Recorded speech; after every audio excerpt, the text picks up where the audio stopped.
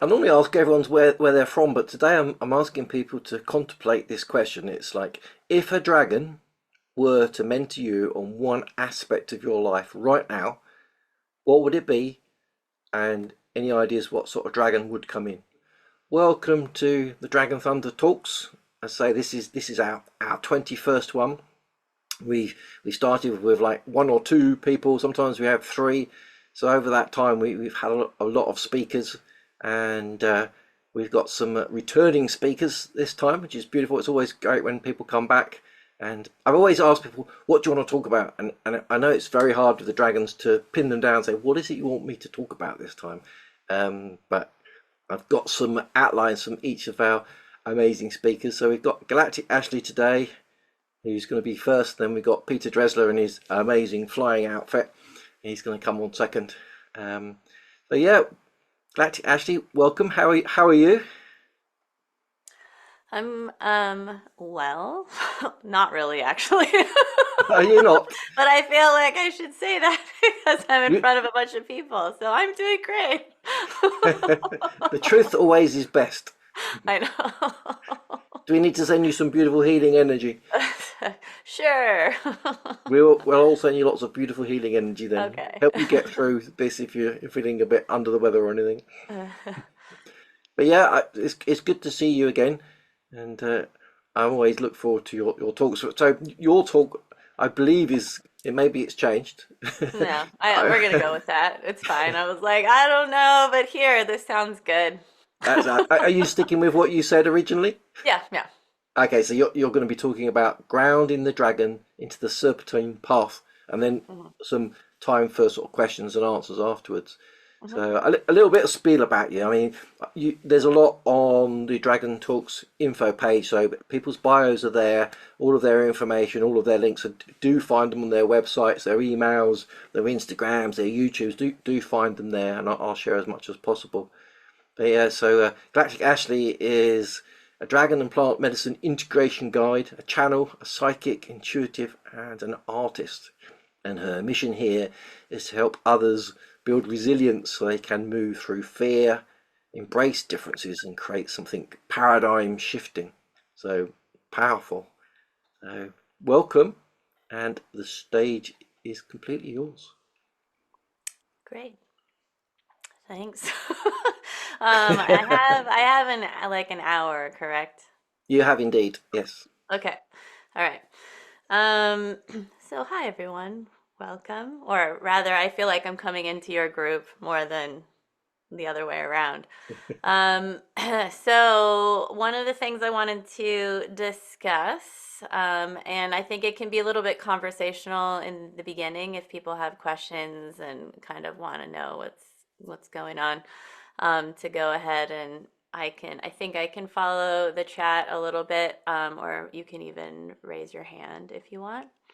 Um, Also, Kevin, one of the things that you said is one, you're a shaman, and two, you said you don't like pain, and those things are like so synonymous. It's like you can't be a shaman unless you're okay with experiencing pain. Um, I find could be wrong. Um, Physical pain. Anyways, yeah. Mental pain I'm quite good with. Okay, good. Um, so it's so okay. So every year, let's see, where do I start? Okay, so first, my name is Galactic Ashley. You can find me at galacticashley.com. I'm on Instagram at galacticashley.activates, and then I just started galacticashley.art so that you can just, if you're just interested in the art part where I'm just doing a lot of creative things, I would like to remind people that dragons and creativity are also synonymous and one and the same. So, the other thing that I believe about creativity is that we are both the creators and the created ones. And so we are designed to be creative. And so, as much as many of us sometimes might find ourselves cursing the human and the limitations of oftentimes what it means to be human, one of our superpowers is that we are creators. And so, whether you are creative in the kitchen, creative with your children, like creative with spreadsheets, it doesn't really matter what it is. We don't have to like think fine art. But I am one of those art people. Um, the other thing is I have just created my first Oracle deck, and so I just am in the prototype process. It is a shadow deck, and it's based on basically 20 years of photography. It's called Anima Us. And I will be offering what I'm calling visual medicine sessions. So they will be low cost because in the process, I am also working out any kinks in my deck before I may never, I mean, who knows? I might be like, this is a personal deck that I just use for people, or this is something that I end up actually producing. So if you would like to, follow me into that process, I'm here for it. I identify as being a dragon. I know, and actually, I mean, I understand dragon riders, but it wasn't until I met Kevin and all these people that are like, I'm a dragon rider, and I'm like, what's that? And so there seems to be a difference between a dragon rider and somebody that identifies as being a dragon. One is not better than the other. That's not a thing. It's always important that you are really trying to find your own path and whatever that looks like for you. The other thing that I will just mention, because we have to do these things in the beginning, is I have a light language course that is starting. There is a coupon code Dragon50 that you can use. If you want to talk to me about it, you just go to my website. It's like literally a top button you click. We can talk for 30 minutes online in the ether, and it's a 10-week course. A lot of the other dragon people and other speakers that you have maybe witnessed or seen on here have taken it. You can remember your soul song, body movement. It's a whole thing, and it's an amazing thing. And if I have time, maybe towards the end, we'll do a little bit of a connect to the serpent energy and dragon energy towards the end. But one of the things that has been coming in. So in case we haven't noticed collectively, there's a lot of stuff going on, but I'm not going to really like get into that so much. Yeah, I think we'll probably do that because I don't really, I mean, I can talk forever, but I think that it's always, yeah, you can drive and travel for the next 30 minutes. That's fine. Um, it'll be towards the end. I'll try and squeeze a little something in. So I was like, I'm just gonna talk about personally what's been going on for me is I was like itching like a lot. I was like, what is going on? Like, why am I itchy? And I put lotion on. It's not that weird like winter itch that sometimes people get. Like, what is going on? And it was like 3 a.m. and I couldn't sleep and I took a bath and I got up. It was a couple of weeks before we like shifted into the year of the snake. And I literally like feel like I lost a layer of skin. And I was like, what is happening? And I'm such like an embodiment person. Like my body goes through experiences like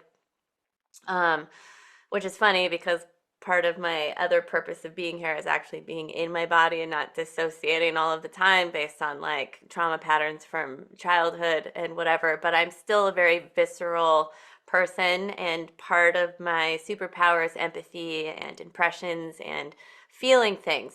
And so I really feel the energies and I go through these physical experiences. And so what the dragons really have been wanting to talk about has a lot to do with last year, Year of the Dragon. Very, very challenging year for me. I would say in parts of the world, like we were in an active genocide for a very long time.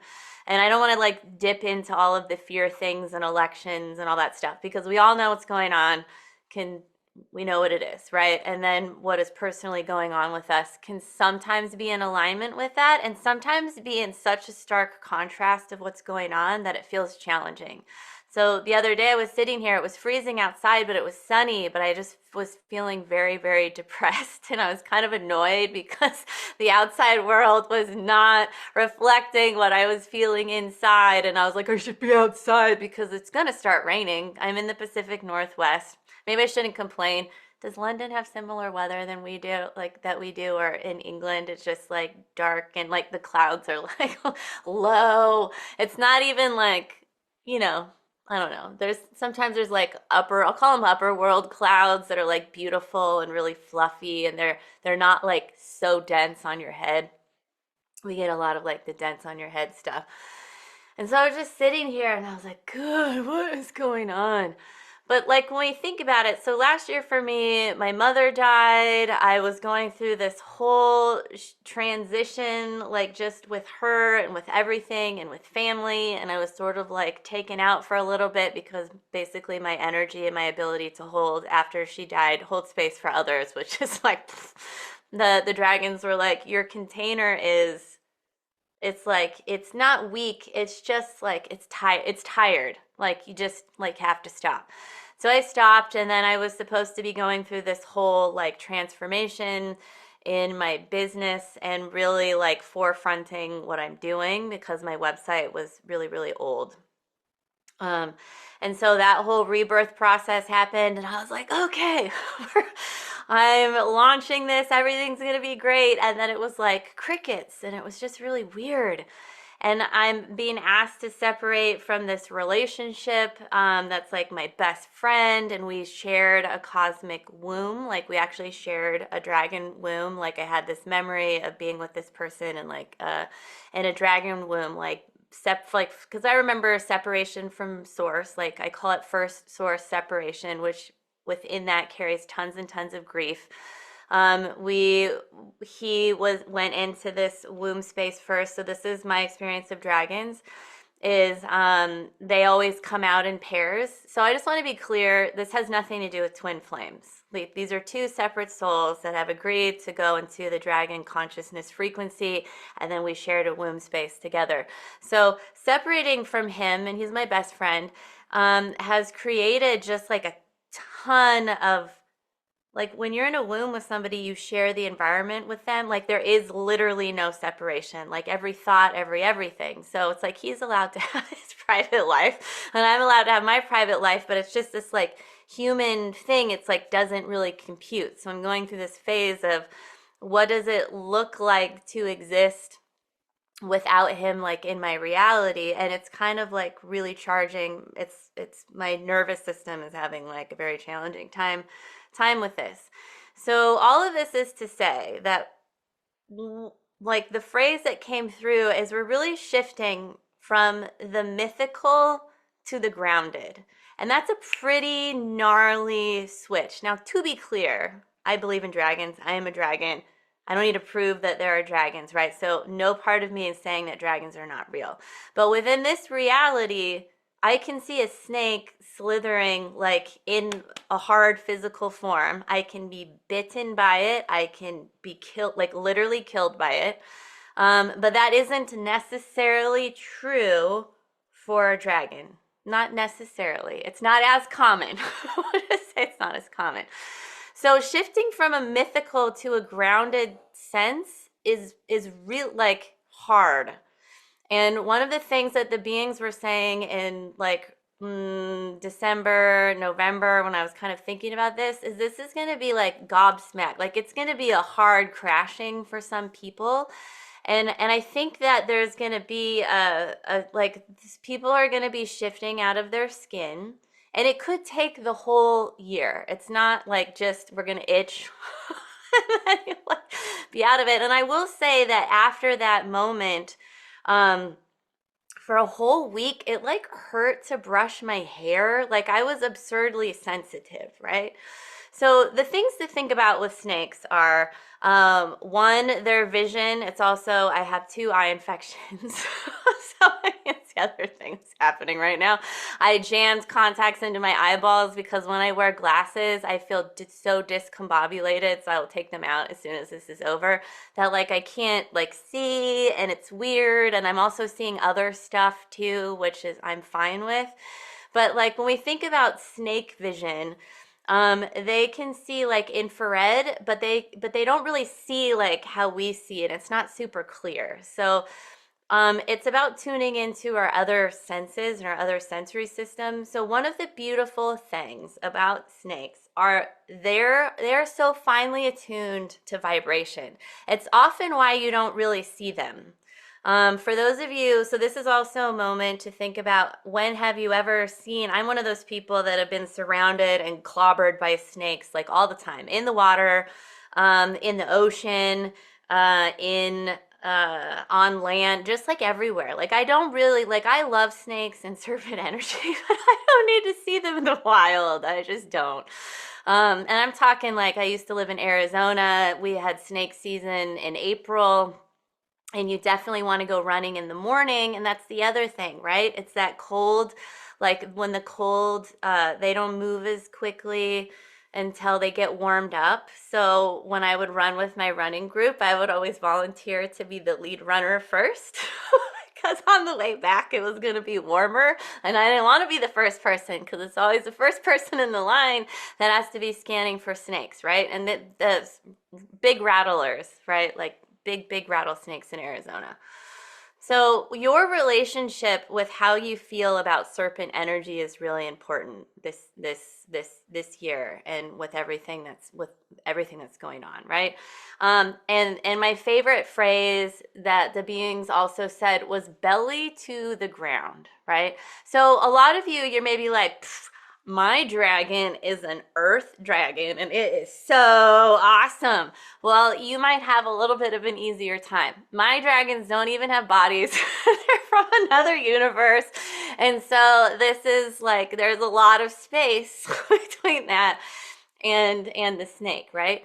Today when I was, and this came through when I was taking a shower, because my friends tease me and they call my shower the Galactic phone booth, because I get a lot of information, because I'm a real water person.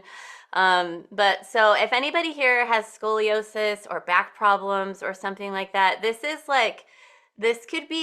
feels like a year that you could like kind of unwind some of those things. I have a friend that's been in massive back pain, and all of a sudden a couple of days ago he was like, it was relieved. I don't know if it's going to be a permanent relief, but I feel like heat is going to come in and start to like help, right? It doesn't mean it, I mean, it could just magically go away, but I feel like this is a time to start working on like back and spinal sort of issues. And that sort of aligns with the Kundalini frequencies that are also going to be available. And Kundalini is that spiraling energy that starts in the base of the spine. It comes up, two snakes come into here. Maybe some of you experience Kundalini awakening. If it's happened once, trust me, it can happen multiple times. It's a multi-dimensional frequency. It's not a one and done kind of thing. And so there's a lot of fear around Kundalini. I think you just have to pay attention to it and be aware of it. And the fear part is if you try and force it, although there's a lot of people that have spontaneous Kundalini activations. I had one in the shower. It was a whole thing. It was very challenging for about like 10 days after I was partnered at the time, and I was like, I just need you to know that I am non-functional for a little while. Like, you have to feed yourself. And I cannot, because it was just it was just so intense.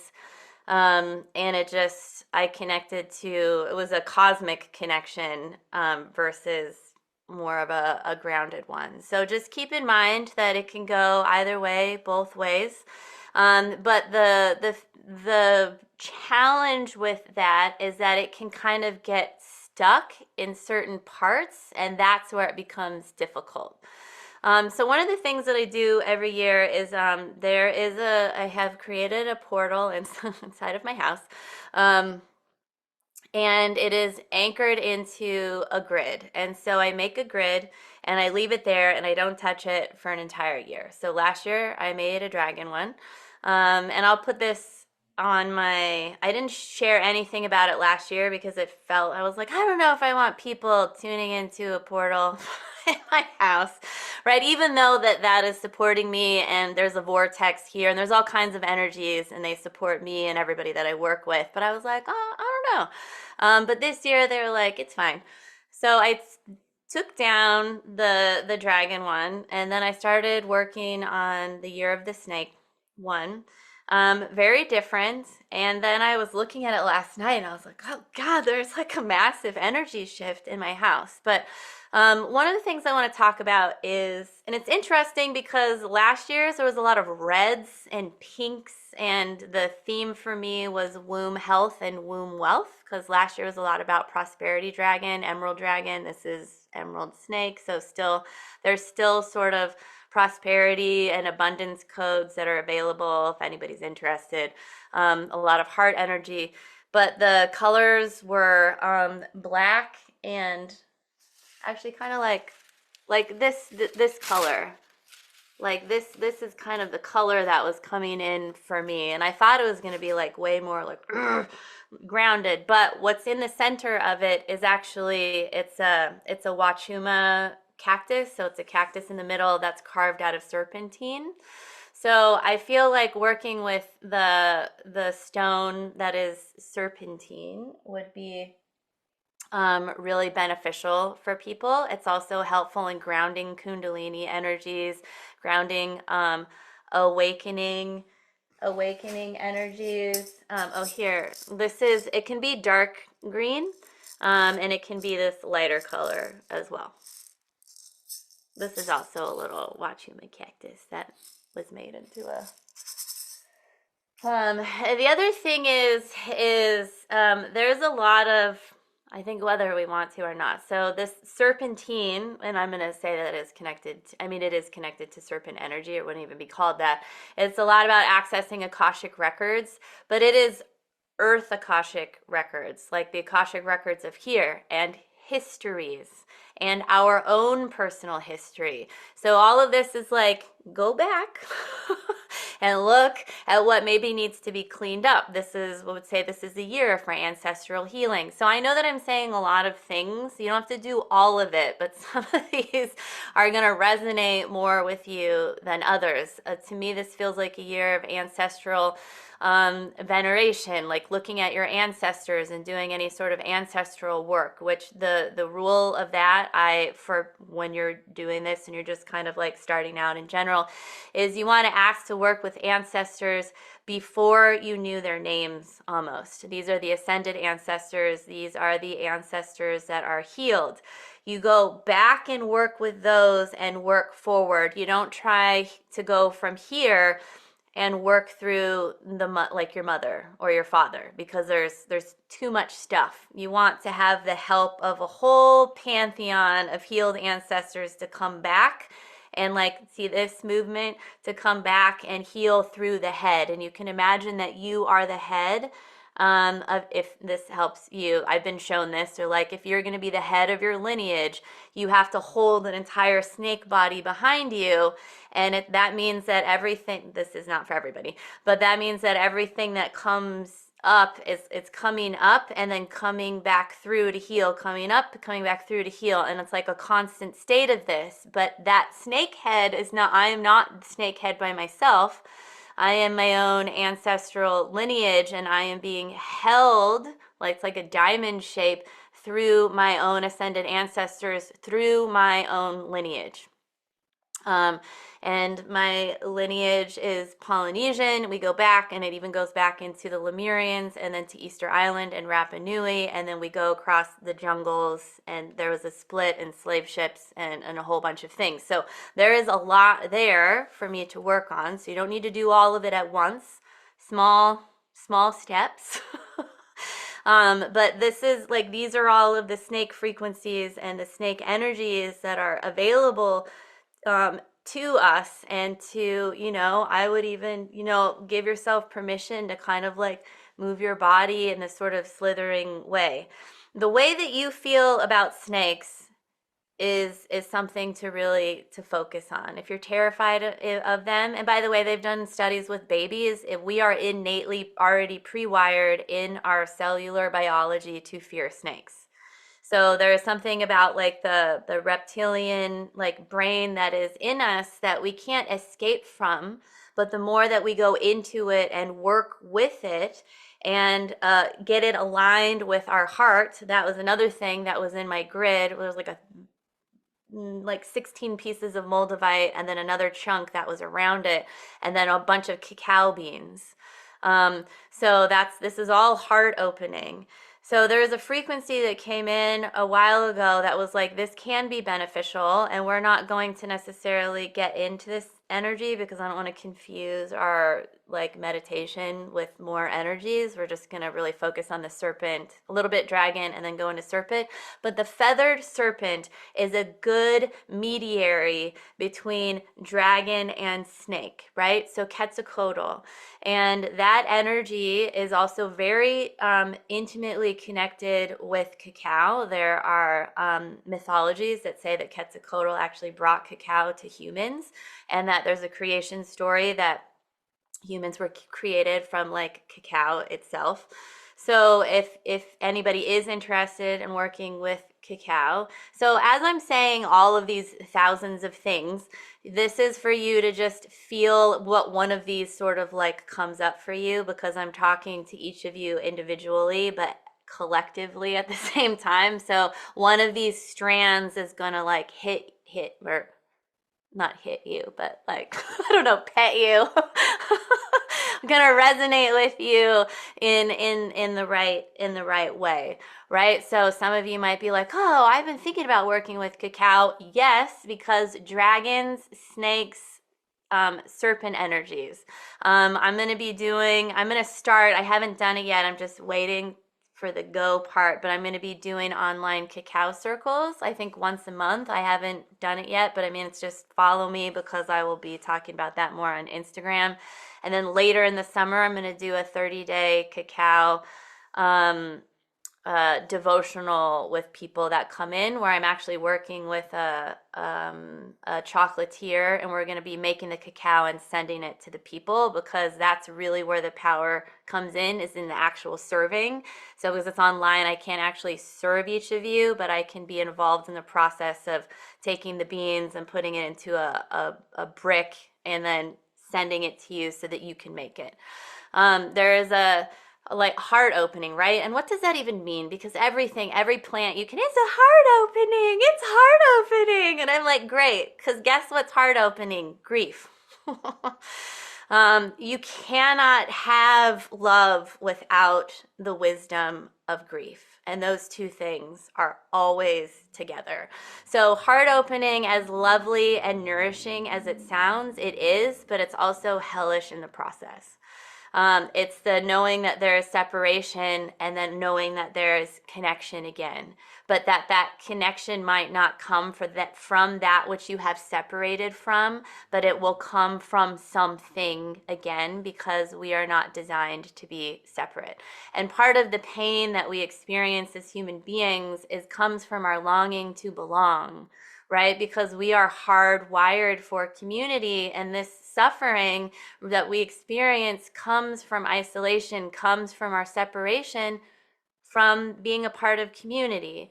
Now, also keep in mind, like, that is necessary and true. And I have lived in communities, like in South America, like in Paraguay for extended periods of time.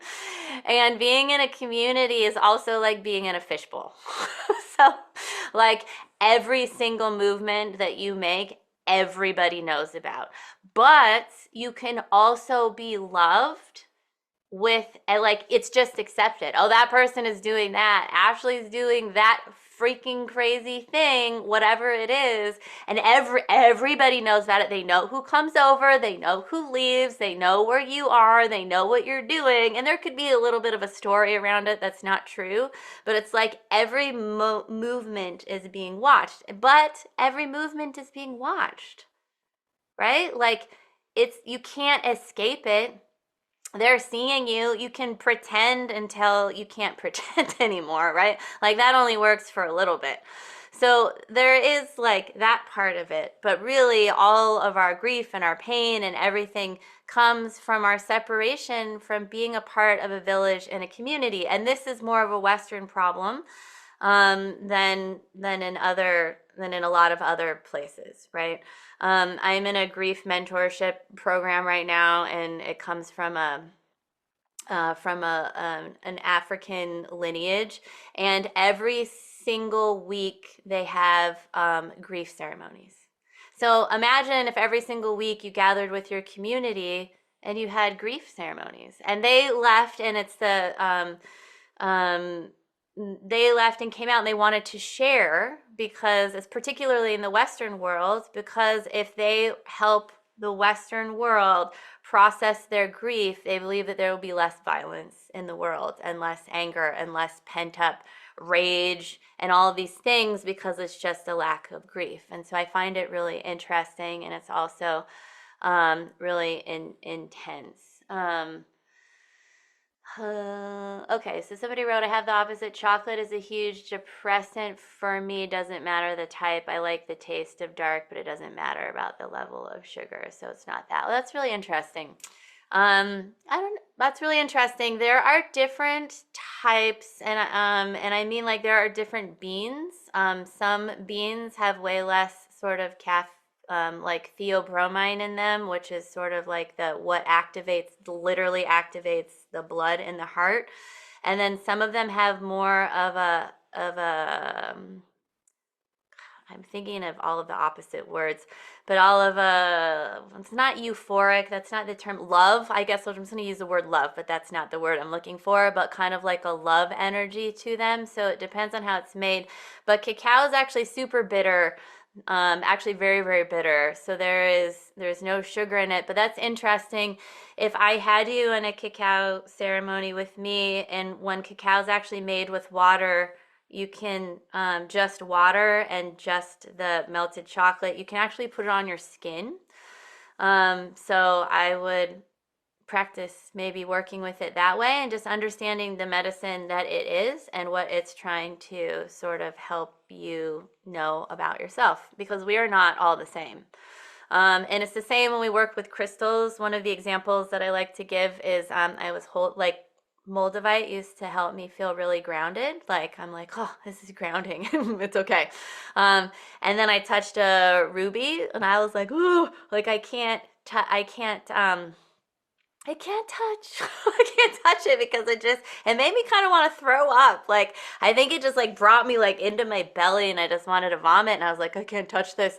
So I was working with crystals and people a lot. So I would have to switch I'd have to put it down and be like, I don't want to know how this makes me feel. I want to know how this is going to make this person feel, because I was doing drawings, and I have this whole other life that's not out, and it's not that it's not public, because I talk about it like in my courses and stuff, but I do a lot of crystal healing. It's just not an outward thing. But I was trying to understand how this would help, how this made this other person feel. So sometimes when we connect with something, if it's not for us and it's for someone else, it's just helpful to ask, how is this going to make this other person feel? Because it's not a medicine for me, but it's for this other person. So that can be really beneficial. So just because everybody else feels one way after they drink cacao or whatever it is, doesn't mean that's going to be your experience. And I think because we're constantly comparing ourselves, thank you, social media, and how everybody is curating their lives to look amazing, it's really hard and it's depressing. You get on there and you're like, oh, I'm not doing enough. Kevin wrote a book. No, I haven't written a book yet. Like, or whatever it is. Kevin's in Peru. I want to be in Peru, right? But, there's a lot more to Kevin between book writing and going to Peru, which are awesome things. And we have this thing where we can just compare. But there's a beauty in contrast, right? Not in comparing yourself to other people, but in the contrast that you experience in your own life. Light, dark, midday, morning, evening, this person, that person. And we're really here gathering information, and all information is useful, even if it feels terrible, right? Like, oh, I made a mistake. I did this really dumb thing. That's information, and that information is useful. So we can make information valuable for what it is without trying to amplify it or make it good or bad or put all of these shrouds of things on top of it and just be like, well, that's information. I'll just take that and hold it and pay attention moving forward, because every experience is loaded with information. Okay, so we've 20 minutes left. Look at me looking at a clock. We'll go into a teeny tiny connect to the snake energy so that you can maybe just get for yourself what snake energy feels like for you and what you might be needing to look at this year and maybe kind of embrace. All right. I'm going to switch my audio. All right. So let's all take a deep breath in.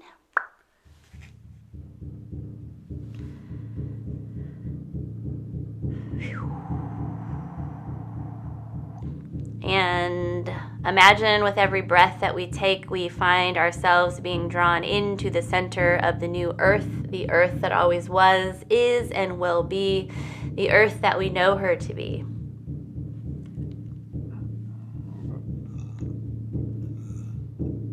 Just moving some energy around.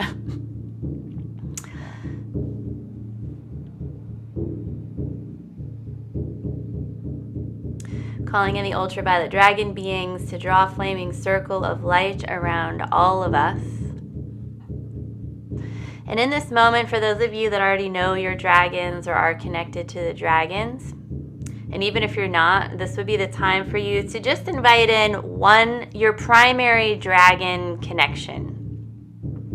Might be a single dragon, it might be a collective, whatever it is, but just your primary dragon energy, so that you can feel that, so that we can look and really feel or know or sense this sort of shift that we're in, primarily so that we can have some compassion for ourselves as we are shifting from this mythical to this really belly to the ground energy.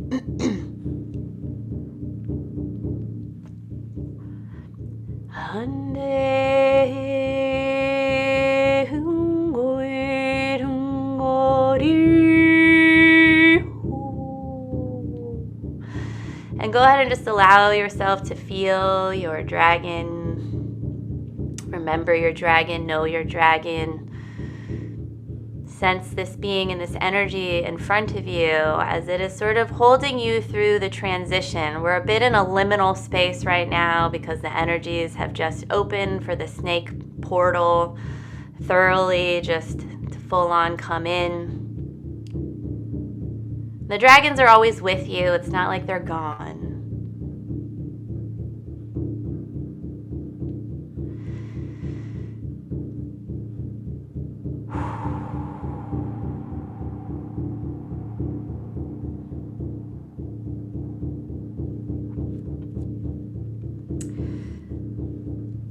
And then go ahead and imagine, you can feel your dragon behind you if you would like, but now we're going to start moving forward because this is very much part of the path of the snake too, is moving forward.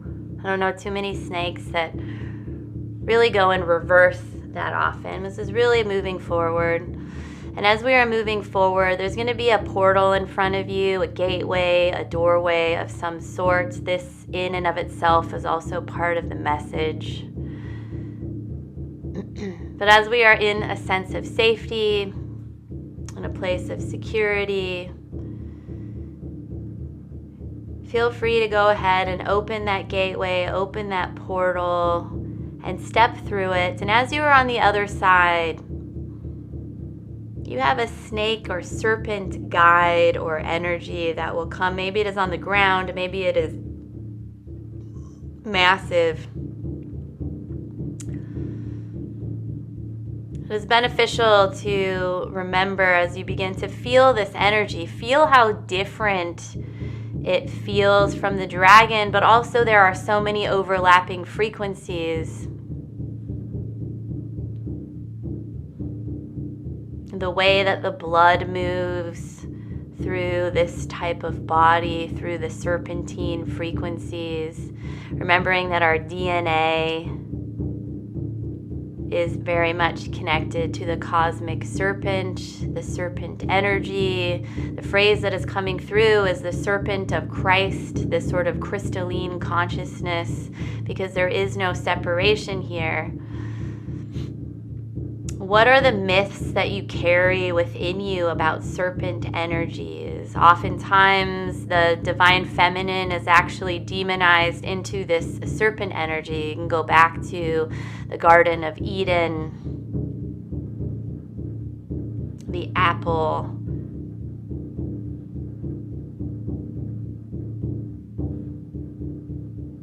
How do you feel around snakes? What fear do these snakes and the serpent energy bring up for you?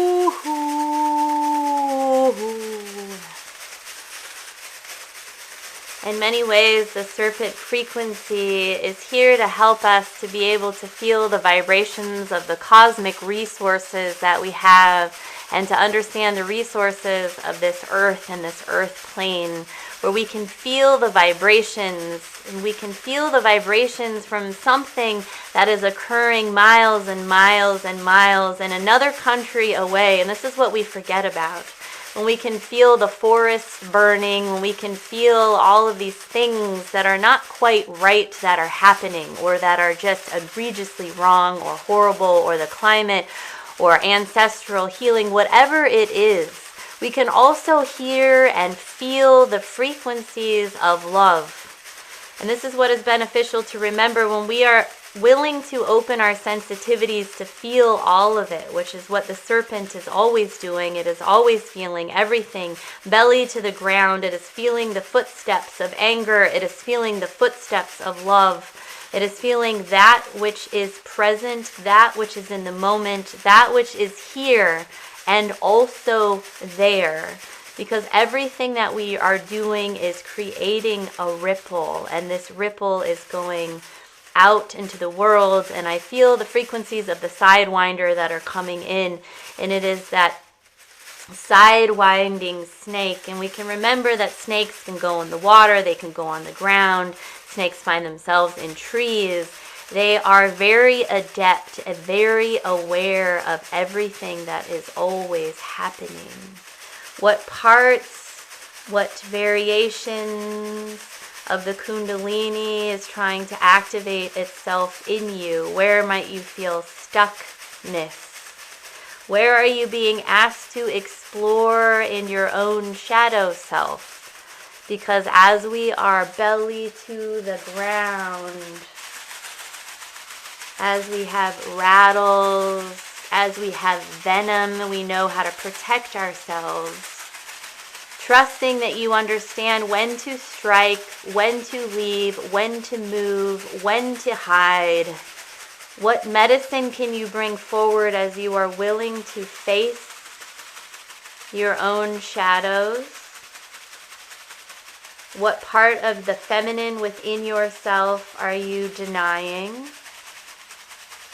We all have feminine and masculine energies within us. And is it okay to have challenges between shifting between this mythical frequency of the dragon and this belly to the ground snake? These are the parts of us that are being asked to come forward. And the feathered serpents are always available to help during this sort of transitional phase because they carry the wisdom of the above, they carry the wisdom of the below, and they are a good sort of integration frequency to work with. But oftentimes we can never really access the brilliance of the feathered serpent until we have lived on the ground. And that is the beautiful part of also being human within this space, is that we are also on the ground. We are also of the cosmos. In many ways, we are very, very aligned with the feathered serpent frequencies and energies. The serpent here in this case is really demanding that you be in your body. Some of you might be experiencing nervous system recalibrations, and this can feel very challenging. It can feel hard on your heart, hard on your system, hard in your reality, because there are so many changes that are happening very quickly. And the phrase that we like to say is, nothing has ever happened, nothing has ever moved this as fast as it is right now, and nothing will ever move this slow again. And this is just the nature of the energies and the energetics that are moving forward and moving along. And again, we are using that frequency of forward movement. So really feel this power, feel this energy, and it is also okay to experience or to have fear. It is okay to fear this snake, this reptile, this reptilian energy. We encourage you in this moment to feel your own reptilian brain, to feel the back of your skull, and to feel this energy, because this is just a part of what the human body has. It is the remembrance of the serpent energy. We can even say it is a remembrance of the dragon energy. This is not the reptilian, because there is no. And when we say reptilian in this way, we are talking about the reptilian consciousness in contrast to Christ consciousness. There are no overlapping frequencies of that reptilian consciousness in the serpentine energy, in the dragon DNA, because those energies of the dragon and the serpent are in our DNA. They are us, we are them. They are the mitochondria, they are the cellular structure, they are our DNA as we begin to activate, as we begin to remember, as we begin to expand. So let us not demonize, and this is the part that is important to remember. When we judge things as negative, when we have shame within ourselves, what we end up doing is we end up demonizing parts of ourselves. And as we cut off these parts of ourselves, those energies gain traction. So frequently what we see the most of is when somebody comes and says, I am having an attachment, I am being psychically attacked. What is happening is this is a demonized aspect of yourself coming to you, demanding your attention, because it needs to be brought back into your system. It needs to experience love. It needs to have its shame unshrouded so that you can actually see the cause of this, bring it back into you, heal it, and then release it. When we demonize something, make it bad and make it negative and cut off a limb of our body and throw it out there, then it gains traction to grow and to expand and to become something that it was never meant to be. And these are the things that are coming up for this year for you each to look at in some form or another. And again, there is great, profound magic and energy that is involved in this, because as we bring these aspects of ourselves forward, heal them, what we do is then we are truly able to let them go, and then we have all of this room for creation, for the wisdom for ourselves to come through, for our own sensitivities, so that we can feel open, so that we can have such a mastery of ourselves as mature beings that are existing on this planet. It means that we must be able to address the inner child and the parts of us that are still holding shame or fear, so that in this openness and in this newfound glory, or this heaven on earth, this place in your life where you are creating space, it can feel terrifying to have this openness sometimes, but in this openness there is room to make something that you desire to make, because we are all makers, we are all creators. So in this moment, go ahead and ask what it is that you need to know for this year. What slitherings, quote unquote, step do you need to take next? What light do you need to bring into the shadows? What part of yourself is being asked to come alive? Handari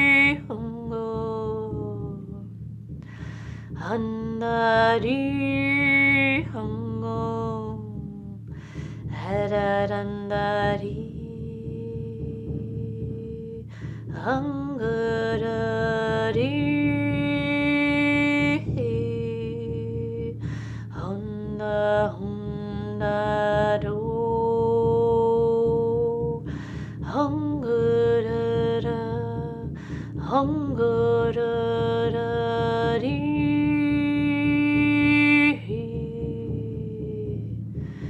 handari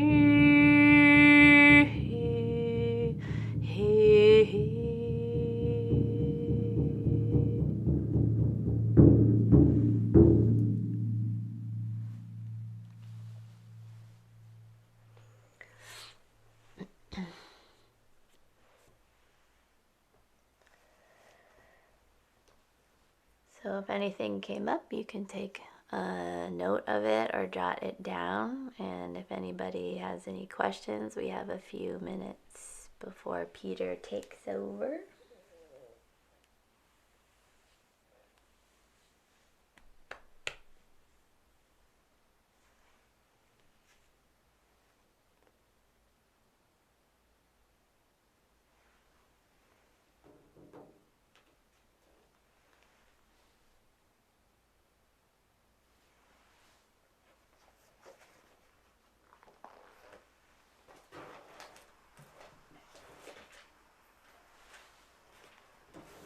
That was beautiful.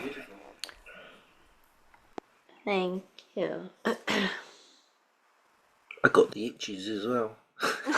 Great. Like I always throw onto the scratch back of my head. Wow, we just did a little like. It's like, Yeah.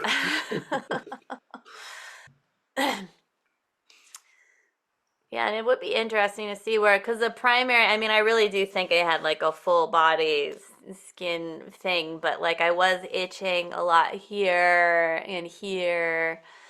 Um, but, and actually it's not interesting. It's not funny at all, but I'm gonna laugh about it because everything is okay. But my earlier in January, the beings were like, "Okay, it's time to think about your dad's transition," and I was like, "No!" Like my parents are not even old.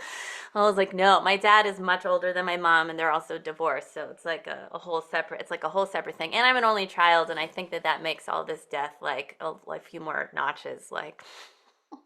And I was like, no. And they're like, you have some time. So sure enough, a couple of weeks ago, my dad is in the hospital, just totally randomly. His heart rate dropped, right? So, this is all snake energy too, right? Heart rate dropped. He needed to get a pacemaker. And I was like, okay, it's not a big deal, right? Like he's terrified and scared. And I was also shown a whole bunch of things about his death. And I'm going to say all this because he's never going to watch this and it's going to be okay. But he actually coded on the table and it was not a simple process. And my stepmom was terrified, rightly so. Instead of taking an hour and being like lickety split, it took like more like 4 because it took them like 2.5 hours to stabilize him. After he coded, they had to put a temporary pacemaker in. They couldn't get it in on the left side. It had to go in on the right side. It was like a whole thing. But this is like transitional energies. To me, I was like, oh, we're not maybe aligned with the Earth's energy. So I think that this period of time as a snake, the snakes are completely in tune and attuned with the Earth's frequency. And so we're going to have to really get in alignment with that. And I think it's going to tax some of our body parts. Maybe our eyeballs. I'm not somebody that has, I'm just talking about myself right now. Like, I'm a contact wearer. I have had eye infections before, but not both eyes. Like one, and then I had to go to the the urgent care just to make sure that I didn't have. I was like, oh no, do I have herpes in my eyeballs? Do I have shingles? And the guy was like, no, you don't have any of those things. And I was like, I knew what it was. I just, sometimes it's just a good idea to double check. And then sure enough, 2 days later, other side. It's not even an infection. It's a bacterial one. It's not viral. So there should be no reason that anything is jumping out. So I think that there's going to be and my heart rate was also absurdly high when I was in there. I was like, what is going on? So I think we're really needing to get into alignment and in attunement to things. And some of us, if I'm looking at my grid and if it's any indication, there's a lot of heart stuff that's going on. And that can be, a lot of this also translates to physical things too. So we are physical beings, physical bodies. I imagine food changes are going to be really big for some of you. How have you been what is out of alignment for you? And that's really everyone's sort of personal journey. Yeah. Thanks for having me. Thank you for sharing that. It was beautiful. There is one question maybe you can answer. Somebody says, I'm being drawn to explore more about serpent snake energy. Suggestions for more information. Any thoughts? Yeah, so this is always what I suggest. There is a wonderful, beautiful, amazing book called The Cosmic Serpent. I always recommend that to anyone and everyone. My suggestion is to get aligned, clear your browsers and all of the things, and just ask your beings and your guides to help you find the right information for yourself. Do a little bit of internet searching and kind of see what comes up. Just, go to a couple pages in, get away from this weird chat stuff that's at the top now. I'm just go away. Get rid past all the sponsored crap and start seeing what kind of aligns. And don't just pick the top thing. Just be ooh, whoop, whoop, and just ask for it and let it show up. This is where I would suggest that you ask for information or serpent energy in a specific way. Otherwise, you might, if you want to encounter snakes, go for it. And just remember, it's a blessing that they've let you. I can't tell you how many times in the water I look and there's like a snake like coming straight at my face. I'm like, I don't know what to do. So I just go underneath and I come back up and I'm just like, oh my God, oh my God. Like I'm trying to, I don't even want to be on the land and they're just there. Um, and they are a little terrifying. Ask for them in your dreams. I've been eaten and devoured by snakes. I don't know how many times in my dreams. Ayahuasca is always in conjunction with snake energy. I'm somebody that works with helping people integrate ayahuasca and wachuma things. So I'm pretty excited to hear about people's experiences this year to see what comes up. Um, yeah, I used to live in Paraguay, and the joke was there's a 7-minute snake that will kill you. You have 7 minutes, so there's no anti anything. I mean, I guess there is, but I lived 45 minutes from the nearest road, and so our I was in the Peace Corps, but our Peace Corps doctor was like, well, technically, you have 30 minutes before you die. But the nickname of it is 7 minutes. So it's like, there's these really venomous. I love anacondas. I don't want to meet one, but like I love that energy, like, and I love being squeezed. And so I always ask, like, can I have an anaconda hug? Will you just squeeze my body really tight? So, to play with the energies, if you are somebody that has a literal terror of snakes, I would suggest like having somebody that you trust maybe print an image of a snake and like slowly look at it, or just ask for them in your dreams. Read snake poetry. Like, don't look at pictures of them. It's okay. Just be kind to yourself. Yeah. Beautiful. Thank you. That's Okay. some amazing information. Yeah, and I think all of us, like you say, we've got this primal fear of snakes. I certainly had for years until one joined me, and then another two did, and they slither through my meridians and up my chakras and everything. And the first time I was just wanted to run away, but yeah, I've got used to it now. It's like anything, Yeah. isn't it? You get used to it, and you realise they're not there to harm you. Yeah. I mean, having information about them is helpful. Not every snake is out to kill you. No, thankfully. Yeah. Superb. Thank you. Let's send this amazing lady lots of Yeah. love. Press that heart button. I think people have been saying thank you, which is beautiful. Yeah. Yeah, thank you. Sorry, I'm 5 minutes over. This is where it's like, all right, she's on stage. You know that old, like in the old, really old cartoons or whatever, where they put the like thing on the neck and they rip them off. This is where you do that now. So I'll do that for myself.